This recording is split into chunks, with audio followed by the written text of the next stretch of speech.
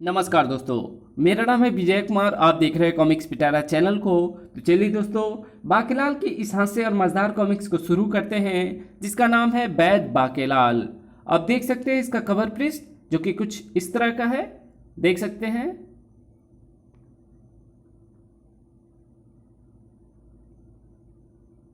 विशालगढ़ में उन दिनों डाकू मुल्ताना का आतंक मचा था।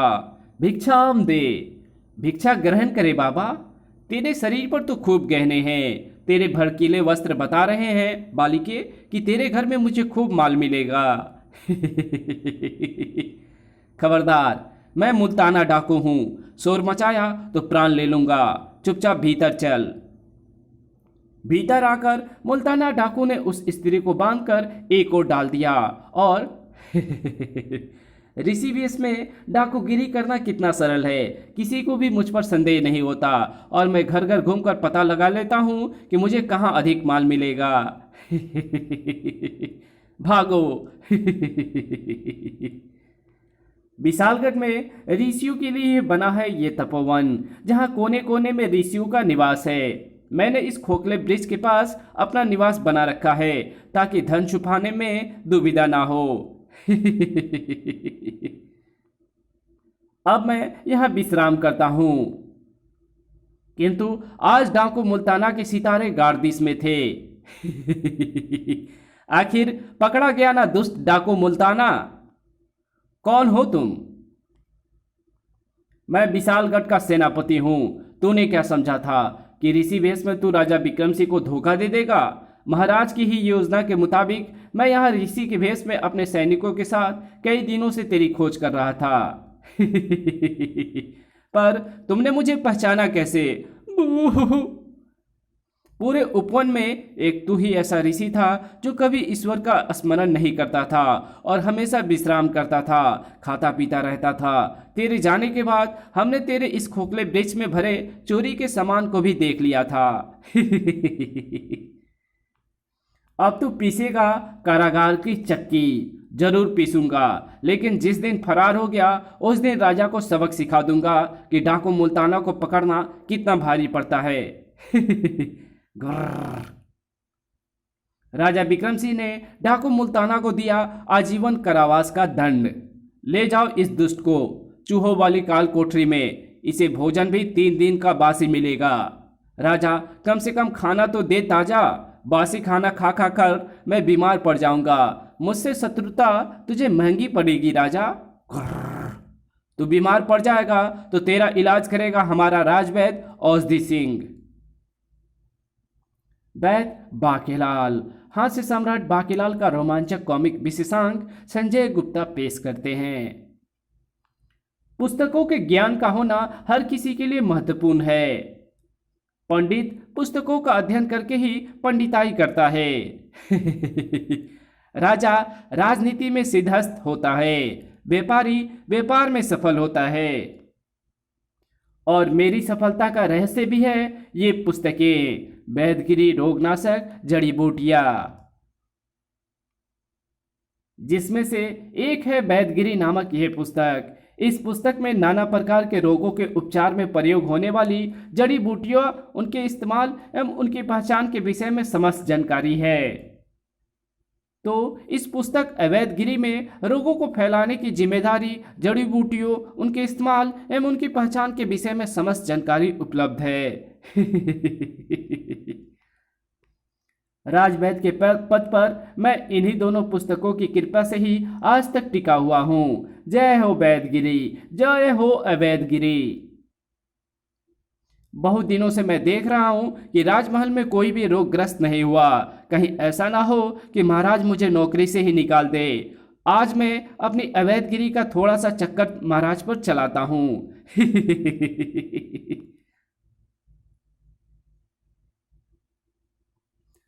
गुड़गुड़ बूटी का धुआं अगर किसी के कक्ष में छोड़ दिया जाए तो उसे भयंकर डकारू रोग हो जाता है। गुड़गुड़ बूटी तो मेरे पास है। ये रही गुड़गुड़ बूटी। आज रात इसका धुआं मैं महाराज के कक्ष में छोड़ दूंगा और कल जब महाराज डकारू रोग से ग्रस्त हो जाएंगे तो फिर मैं ही जाकर चिन चिन बूटी के रस से उनका उपचार भी कर दूंगा। इस प्रकार चित भी अपनी और पट भी अपनी। पर बेचारा राजवैद्य औषधि सिंह क्या जानता था कि उसकी एक एक हरकत पर बाकेलाल की निगाहें हैं। ओह, तो पुस्तकों में से टिप टिप कर ऐसे चला रहा है ये अपना धंधा। अब ये गुड़गुड़ बूटी का धुआं छोड़ते महाराज के कक्ष में जा रहा है। अब मैं इसे रोकूंगा नहीं, और मैं इसे रोकूंगा नहीं। पर बात तो ये ठीक कह रहा है कि चित भी इसकी और पट भी इसकी। बाकेलाल, तू भी कुछ ऐसा नहीं कर सकता क्या कि चित भी तेरी हो और पट भी? गुड़गुड़ बूटी के धुएं का असर विक्रम सिंह पर फौरन नहीं हुआ। डकारो, धार, आ! क्या हुआ माखन सिंह, बाहर आने का ये कौन सा तरीका है? महाराज को चाय नाश्ता दे दिया?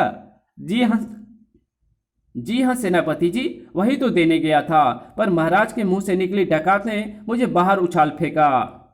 लो, महाराज भी बाहर आ गए। तुम्हें चोट तो नहीं लगी दरबारी? दरअसल मेरे पेट में जोरों की गुड़गुड़ हो रही है।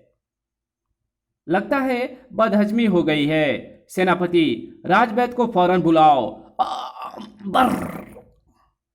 विक्रम सिंह की डकारों से बचने के लिए सेनापति अस्तबल में जा पहुंचा, लेकिन वो फिर विक्रम सिंह की चपेट में आ गया। सेनापति, क्या किसी लंबी कूद प्रतियोगिता में भाग ले रहे हो? बाकेलाल, बाकेलाल, महाराज के पेट में गुड़गुड़ हो रही है। जल्दी से राजवैद्य को बुलाओ। ओह, तो राजवैद्य का गुड़गुड़ चक्कर चल गया। राजवैद्य, जल्दी आओ। आया बाकेलाल जी, मैं तो बुलाए जाने की ही प्रतीक्षा कर रहा था। महाराज, जल्दी से मुंह खोलिए, मैं चिनचिन का रस आपके मुंह में प्रविष्ट करा दूं, क्योंकि आपको डकारो रोग हो गया है और इसका उपचार यही है। बातें कम करो राजवैद्य, जल्दी से चिनचिन का रस महाराज के मुंह में छिड़क दो। अब महाराज अच्छे हो जाएंगे, किंतु छिड़क छिड़क। महाराज के रोग के विषय में सुनते ही सभी मंत्री वहां आ पहुंचे। महाराज को क्या हुआ? अरे, ये सब कहां से आ गए? मैं यही कहने आया था कि दवा के छिड़काव के पश्चात महाराज के सामने कोई ना पड़े, क्योंकि इस दवा के प्रभाव से पेट की सारी गुड़गुड़ एक गुड़गप्पा यानी भयंकर डकार के रूप में बाहर निकलेगी। और जो भी सामने पड़ेगा वो पत्ते की तरह उड़ जाएगा, क्योंकि ये गुड़गप्पा महाराज की तोंद से निकला है। अरे, सारे मंत्री कहाँ गए? हम यहाँ वहाँ हैं महाराज। बाप रे, मैं महाराज के पीछे ना होता तो मैं भी कहीं लटका होता। बाकेलाल, तुम कहाँ हो? मैं आपके पीछे हूँ महाराज। बाकेलाल, गुड़गुड़ खत्म हो गई। राजवैद्य को पुरस्कार मिलना चाहिए। ये तो मेरा मतलब फर्ज था महाराज, पुरस्कार कैसा? चलो फिर ठीक है, वैसे भी हम तुम्हें तनख्वाह तो देते ही हैं। अच्छा महाराज, मैं तो चला अपने कक्ष में। बेटे राजवैद्य, तू समझा नहीं कि मैंने तुझे पुरस्कार देने की बात क्यों कही? क्योंकि तेरे कारण ही मैं बना सका चित भी मेरी और पट भी मेरी वाली योजना। यानी रोगी का रोग वैद्य ठीक करता है, किंतु अगर वैद्य ही रोग भी दे और उसका उपचार भी वही करे, तो फिर ये उसके हाथ में होगा कि वो रोगी का उपचार करे या ना करे। और अब मैं यही करने वाला हूँ, यानी चित भी मेरे हाथ में और पट भी। उसी रात बाकेलाल छिपता छिपाता जा पहुंचा राजवैद्य के कक्ष में। राजवैद्य को मैंने विशेष बादाम वाला दूध पिलवा दिया है, जिसमें मैंने नींद की दवा मिला दी थी। अब यह सुबह से पहले नहीं उठेगा और इसके कक्ष में मेरा काम थोड़ी ही देर का है। यही है वो पुस्तकें जिनकी मदद से औषधि सिंह राजवैद्य बना हुआ है। अब ये मेरे कब्जे में है। इन सारी औषधियों की भी गठरी मैं बांध लेता हूँ। राजवैद्य इस चोरी की खबर भी किसी को नहीं करेगा, अन्यथा उसका भांडा फूटने का भय उसे भी रहेगा। वो मारा पापड़ वाले को, अब आएगा मजा। अब अवैधगिरी पुस्तकों के नुस्खे से मैं फैलाऊंगा रोग और वैधगिरी से नुस्खे पढ़कर फिर जिसका मर्जी उसका उपचार करूंगा और जिसका मर्जी नहीं करूंगा, यानी चित भी अपनी पट भी अपनी। अब सबसे पहले मैं कुछ पर्चियां बनाता हूँ। इन पर्चियों में मैंने महल में रहने वाले लोगों के नाम लिख दिए हैं। जिनके नाम की पर्ची निकलेगी पहले मैं उसे ही रोगी बनाऊंगा। ओहो, सबसे पहले निकली रानी जी की पर्ची। नुस्खा पढ़ लिया। ये वाला नुस्खा मैं आजमाऊंगा पहले रानी स्वर्णलता पर और फिर मेरा दूसरा शिकार होगा मोटा मुच्छड़। मुझे सबसे सबसे पहले मुझे चाहिए ताता थाई नामक जड़ी बूटी। हाँ, ये रही ताता थाई नामक जड़ी बूटी। ताता थाई जड़ी बूटी को खरल में पीसकर इसका चूर्ण महारानी के बिस्तर पर बिखेरना होगा ताकि जड़ी का असर महारानी के शरीर में पहुंच जाए। ये कार्य मेरे लिए कोई कठिन नहीं। इधर बाकीलाल खुरापात में व्यस्त था और इधर विशालगढ़ के कारागार में बंद भयंकर मुल्ताना डाकू गुपचुप कर रहा था तपस्या। ऋषियों के साथ रहकर मुझे एक ही लाभ हुआ कि मैंने किसी भी देवी देवताओं को प्रसन्न करने के 101 तरीके सीख लिए।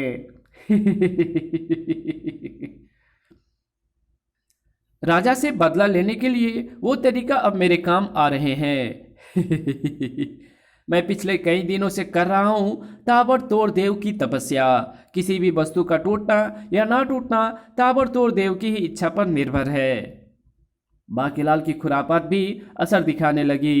महाराज, जरा तनिक सिंहासन छोड़कर मेरे साथ चले। पर बात क्या है सेनापति? आप चले तो महाराज। सेनापति उन्हें लेकर महल के प्रांगण में पहुंचा। बाकीलाल भी उनके साथ था।